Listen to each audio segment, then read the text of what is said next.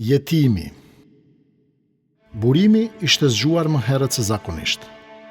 Nata ishte dukur si një errësirë pafund, kur zërat e brendshëm se kishin lënë të qetë. Drita e mëngjesit i depërtonte përmes çepallave të lodhura, sikur e ftonte të shpresonte.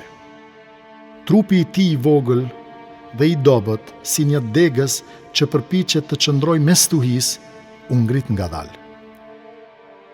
Çarçafët e njom nga djersa ishin dëshmi e një nate të trazuar nga ankthi dhe mungesa.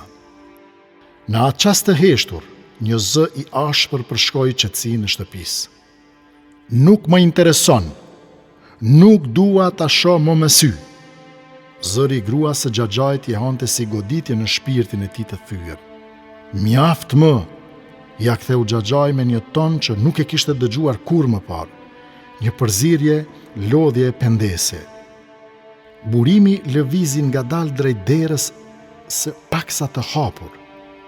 Çdo hap i tij ishte si një pikë loti që rëndonte mbi dysheme. Ato fjalë që dëgjoi ishin si gjemba, që nguleshin thellë në zemrën e tij të vogël. Ishte jetim, pa nën, pa baba, pa askënd që ta donte pa kushte. I përvuajtur nga trajtimi që njerëzor, ra në gjunjë. Por siç i kishte mësuar vetes, u ngrit përsëri, me një forcë që se kuptonte as vetë. Ai e kishte mësuar se besimtari nuk dorëzohet, sepse Zoti mëshirëplot është gjithmonë pranë. U kthye në dhomën e tij, u shtri në shtratin e ftohtë dhe pa nxjerrë zë filloi të lutej. Fjalët nuk ishin të mëdha, por dilin nga thellësia e shpirtit. O Zot, Ti je më i mëshirshmi. Nëse më ka harruar bota, mos më harro Ti. Nëse më janë mbyllur dyert e njerëzve, mos më mbyll Ti derën tënde për mua. Në atë çast, zemra e tij nisi të qetësohej, një paqe e brendshme sikur zbriti mbi të, si një mëshirë që zbret nga qielli. Ai e ndjeu se Zoti po e dëgjonte. Ai e besonte fjalën e profetit Muhammed, i cili kishte thënë: "Më i dashuri për Zotin është ai që kujdeset për jetimin." Papritur, hapat pranë derës së tij e ndërprejnë mendimin. Dera u hap, burimi mbylli syt, duke pritur ndonjë fjalë të ftohtë, por këtë herë, burim, zëri xhaxhait ishte i butë, i papritur, si një melodi që shëron plagë të vjetra. Burimi hapi i syt ngadalë.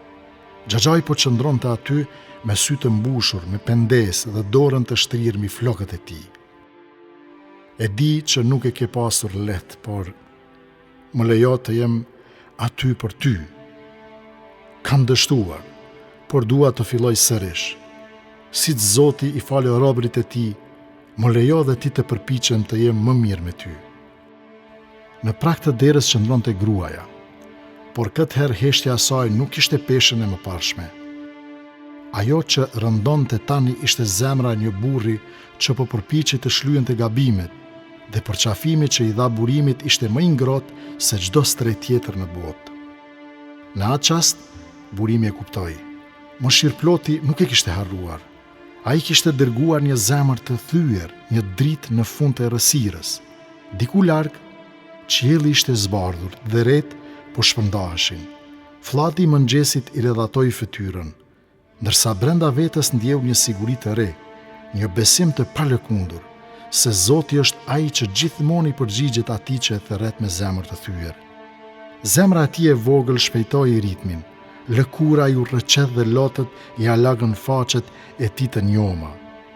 Ngriti gishtin tregues të dorës së djathtë në drejtim të qiellit dhe i doli një falënderim zemre. Faleminderit, o Zot.